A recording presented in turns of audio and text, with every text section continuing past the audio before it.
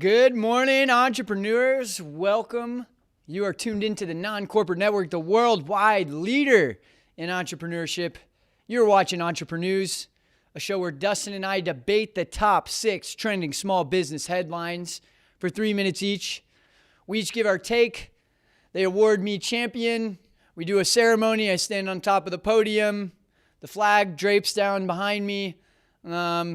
And then we get back to our days and crush it. So, yeah, Dustin, how did I do on that intro? I can't even speak to it anymore. I mean, it's just every day, just some type of dream.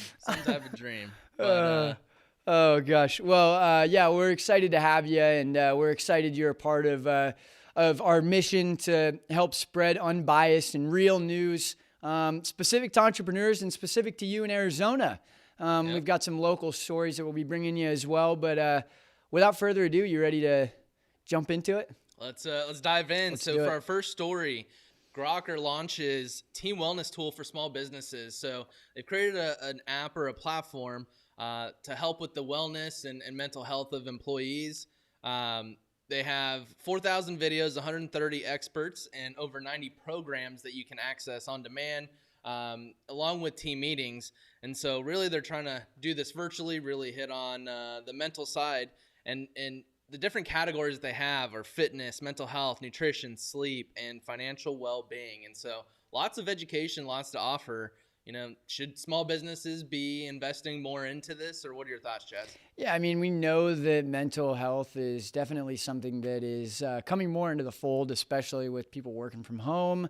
But, you know, my personal opinion here is that you got to have an implementation plan. Giving people resources doesn't necessarily mean they're going to use them, especially when you're asking them to do it when they're off the clock.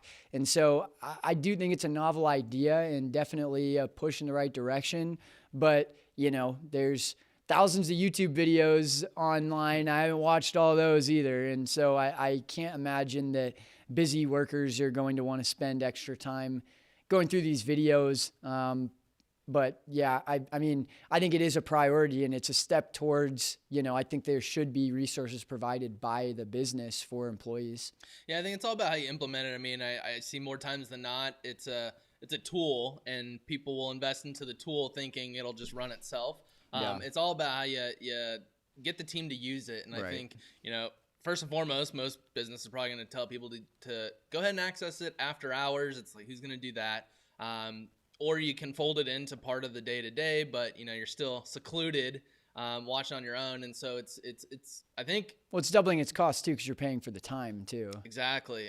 But it's knowing the investment and identifying all that.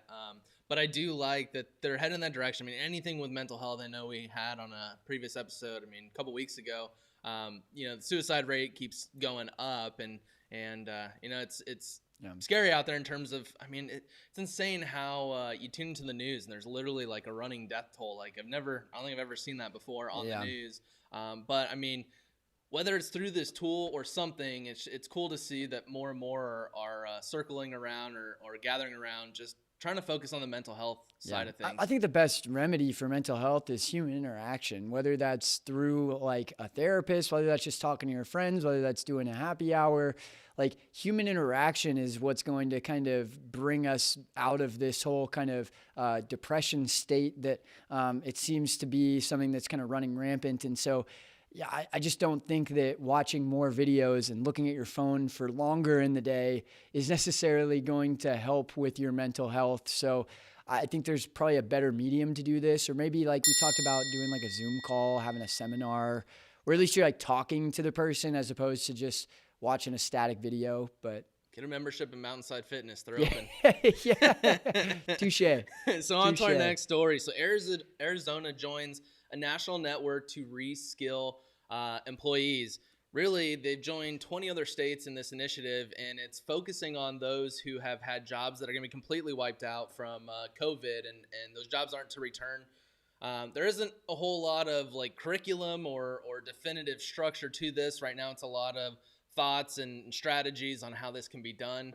I think it's huge. I mean, I've mentioned it many times that you're either going to not learn anything, get left behind, or the writing is on the walls. AI is coming, more technology is coming. You gotta learn, you gotta educate yourself.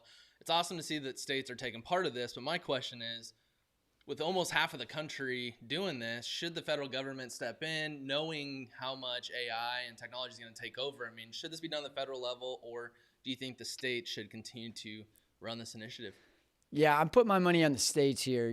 I think that the states are just it's less vague. If it gets up to the federal level, it's going to be this kind of blanket policy. And so at least when it's state by state, I think that there's a little bit more care of individuals. And, I think that, if we start making this a federally mandated thing where it's like, okay, we're going to pay for your education to be reskilled. Here's your options. Like, what's different about that from communism? Now we're just kind of spoon feeding people with, hey, here's your 3 options that the government will pay for. So pick one of them. And I think that that's where we kind of lose a lot of our freedom and our power to kind of choose. And so I think that the states would do a better job of regulating this and caring about the citizens and the workforce that is inside of their borders. Yeah, and usually I'm not one for federal government oversight, more at the state level. But with this, I mean, how do you handle those states that might be running at a deficit and go, you know what, fiscally, we just can't do this. So are we just going to leave a whole state, all those people out to kind of fend for themselves? Then you're going to have a mass exodus of those people that go to other states to try and get educated. Yeah. So, I mean, there's that aspect to it. But it is good to kind of see. I mean, one thing, maybe the federal government doesn't run it. What they could do is create grants or something to incentivize companies for this education, where it's like, if the states want to do it, maybe, a whole new industry could pop up. I mean, not really industry because it's education. It's been around for a while, but different type of education could be popping up, Right. and the federal government can incentivize that and give breaks to people that sign up. I mean, I think there's a way that the federal government can step in and use federal dollars to help fund it. Yeah. Whether it's new trade schools, whether it's, advancements and new curriculums for, other universities. I mean, ASU, #1 innovation, baby. I want to see some COVID response. But, I think that there's definitely some opportunities for the education systems to kind of revamp and retool a little bit and make, their programs more accessible. I think it's ridiculous that, you got to pay full price tuition for remote classes or for one small certification. So maybe kind of just making it more accessible would be a good remedy here. It's cool to see that something has started from, I mean, everything we've been announcing. Yeah, that's true. They've been watching Entreprenews. Exactly. So on to our next story. So job cuts are announced by the U.S. Companies have jumped 54% in July. And so basically, there's a total of 262,000 jobs that were cut, and this is people that are not furloughed and jobs that won't come back. That's actually up 212% year over year in the month of July. The running total for the year, this is now 1.8 million jobs that have been cut. It's crazy. That's a lot of jobs that have been cut. Jobs number just came out this morning. I mean, beat expectations, which is good, but I mean, it's a continued trending number. I mean, we've had 1 million plus people file for unemployment every week for the last 22 weeks. Are we in for a rude awakening? Washington hasn't come up with a stimulus package yet. I mean, they can't come to an agreement. PPP dollars are running low. I mean, are we about to fall off a cliff, or what are your thoughts? The stock market keeps going up. Yeah. I mean, it's like, what's reality? Bitcoin, baby.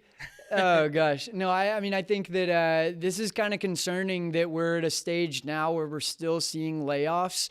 It tells me that maybe there were people or businesses that were thinking they were going to get through this, and now 4 or 5 months in, they're like, we just can't do it. Or, the triple Ps run out and they're like, well, without stimulus, we can't keep you. And so to see that there's a drop off this deep into COVID is something that definitely you got to kind of do a double take and go, why is this happening and how can we kind of pivot from this? But I think that's the biggest thing is that, we probably shouldn't be seeing this much of a drop off still and this much of a change still. But it's hard to know what numbers are accurate, right? There's new job numbers coming out and forecasts coming out every day. And it's hard to keep track of for sure. It's like, as I'm watching the news, it's the one story could be, hey, we're doing awesome. The next person comes on, next expert, and it's just like, yeah, we're about to fall off a cliff and things are bad. And it's just like the different data points, and it'll be interesting to see how we come out on the other side of this. But I mean, do you think that, So one thing that's come up recently is numbers are looking better than expected at where we're at. Granted, they're not something to celebrate, but they are looking better. So the question has come up whether we should have another round of stimulus. I mean, it looks like, Republicans wanted 1 trillion, Democrats wanted 3. It looks like they've agreed on 2, but right now they're arguing on how to spend that. Do you think that we should have another round of stimulus? I mean, obviously, there's some lessons that have been learned on the first round, I'm sure, and there's been plenty of oversight in terms of just money getting blown on things that, whether it's distributing $1,200 checks to deceased, there's so many things that we've already learned, and so hopefully the next round is a little bit more conservative and a little bit more kind of the rules are made before we distribute the money, but I think that it's inevitable, right? Like if we don't, then, people are going to be out of jobs. People are not going to be able to, grow the economy. So I think it's inevitable. Yep. But yeah. Well, before we get into our next story, I want to mention that we are powered by State 48. State 48, we appreciate you guys. Love seeing the amazing collaborations that they're putting out, whether it be with local Arizona sports teams or universities.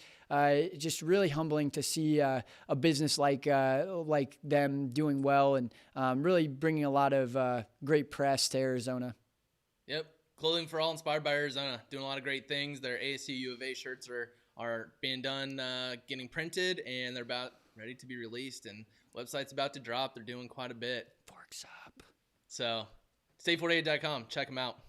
Sweet. Well, getting into our next story, Donald Trump will prohibit transactions with ByteDance beginning September 20th in apparent TikTok ban.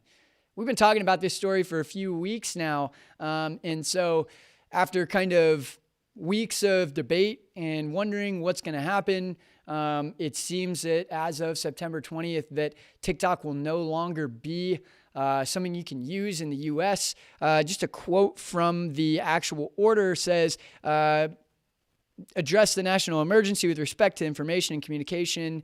It isn't effective immediately, but it has a 45-day deadline. The spread of apps controlled by the Chinese government continues to threaten national security, foreign policy, and the economy of the United States. Dustin, are you, I know Microsoft was talking about buying it, and it's been a big challenge, and ByteDance wasn't very happy about being forced into an acquisition, and they were fighting that. Are you team Microsoft, team acquisition, or are you team Donald Trump, let's ban TikTok? I mean, I'm for acquisition. It's there's a lot of learnings that can be done, and I mean, it's definitely a growing app, and people want it, and so let's figure out a way to make that happen without putting people's personal information at risk. And so, if we ban it, people are gonna get upset. I mean, granted, it's an app. I don't really have a ton of I'm not going to be that hurt if people are upset because an app goes away. Yeah. But at the end of the day, it creates opportunity. If an American company takes it over, it's going to create jobs. I think it's a win-win by creating an acquisition rather than banning it. But, I mean, I think this is the start of an overall initiative, though. I mean, I've been seeing lately, I think Pompeo mentioned that, want to cleanse our network. Essentially, they're talking about creating a firewall against China, not allowing them to access our internet, and they're going to be going through and purging companies on the New York Stock Exchange and through the app stores. I mean, I think there's a lot that's coming. I think this is just the tip of the iceberg. But I mean, what are your thoughts? Yeah, no, I mean, I've got to say I'm probably Team Trump on this. I mean, it seems like he might owe Mark Zuckerberg a little bit for that election win.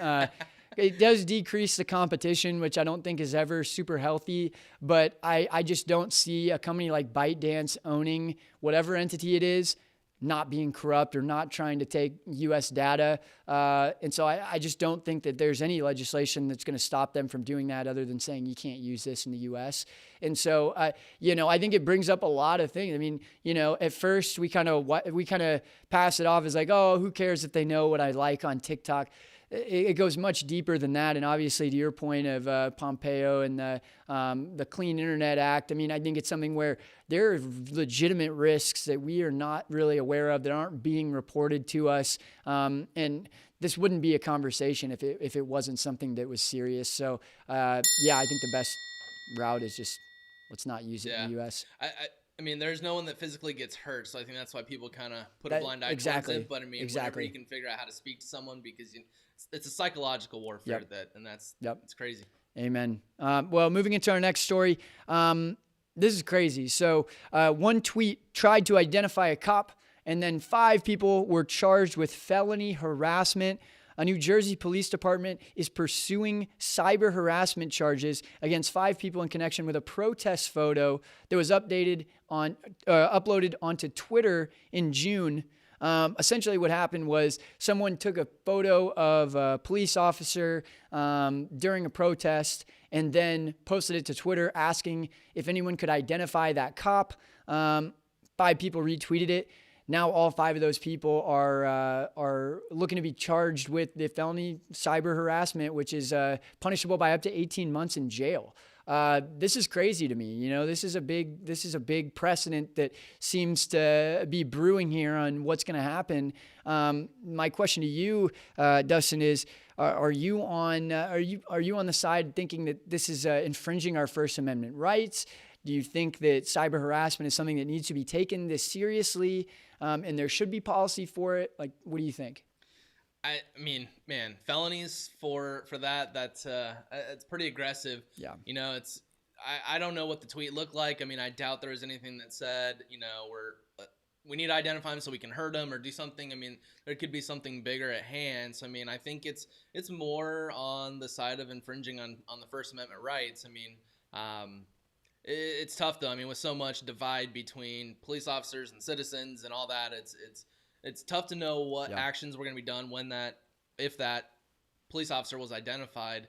But at the same time, man, 18 months. I mean, felonies. That's pretty harsh. I think it does open up a conversation on how the internet can be used to identify people, what can be said.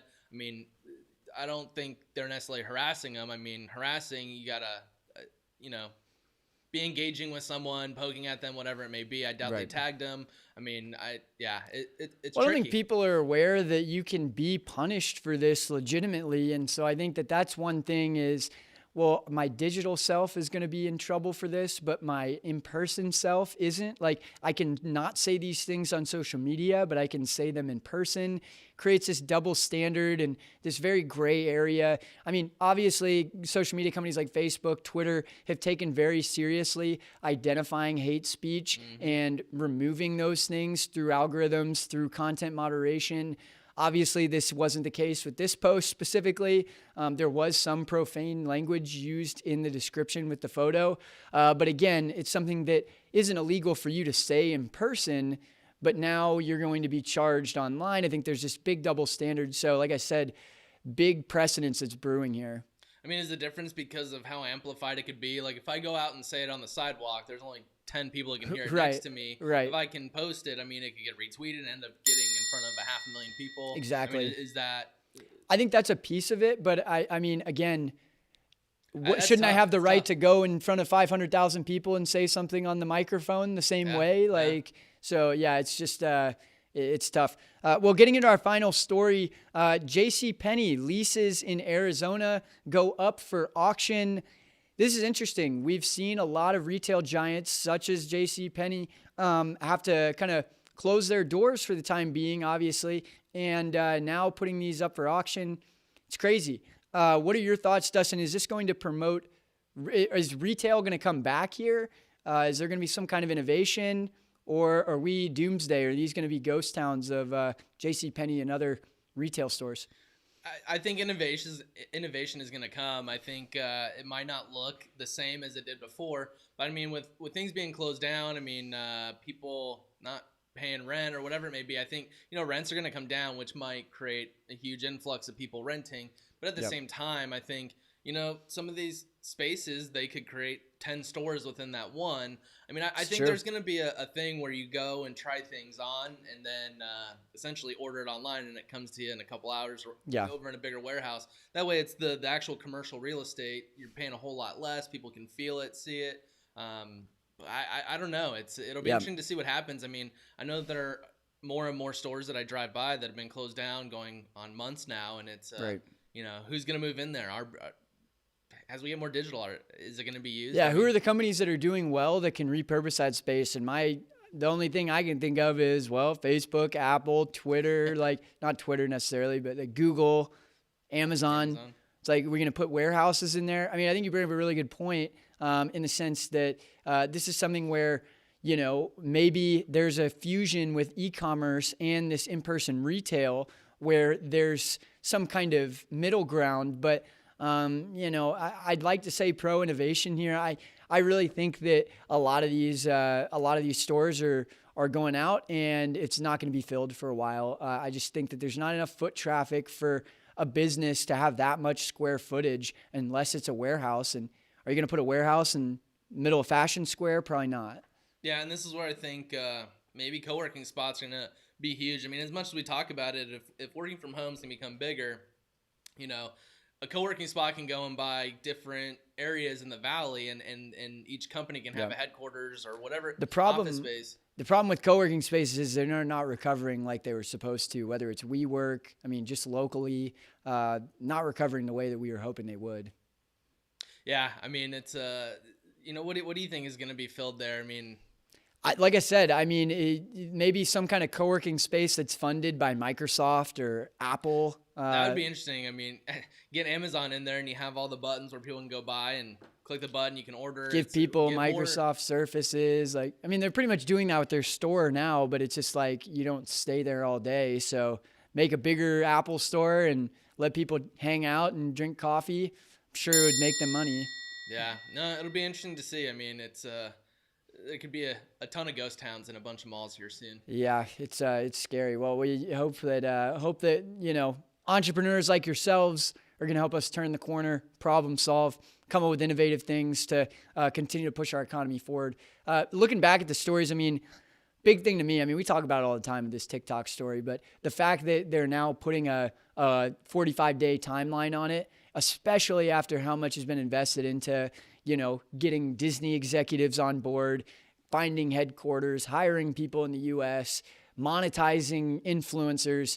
Is that all going to be for waste? Are we going to have some crazy 180 turn halfway into the 45 days?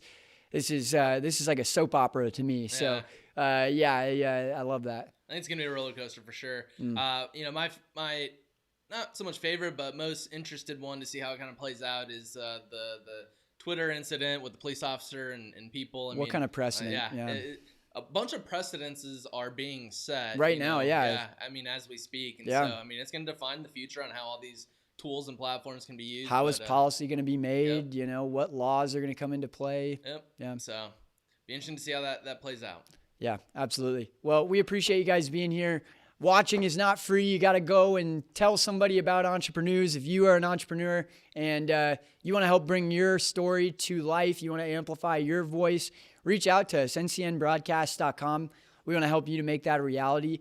And check us out online. You know, you can find us on social media, but, you know, definitely check us out. If you're not watching this, hopefully you're listening to it as a podcast. So you can find us everywhere. If you have a second, leave us a review. We love you guys. Thank you for being with us. And again, thank you for watching the Non-Corporate Network, the worldwide leader in entrepreneurship. Dustin, you have anything you want to add? Appreciate the time, appreciate the attention, and get out there and hustle. Let's get it. Again, my name's Chaz Vandemotter. Dustin Trout. We'll see you.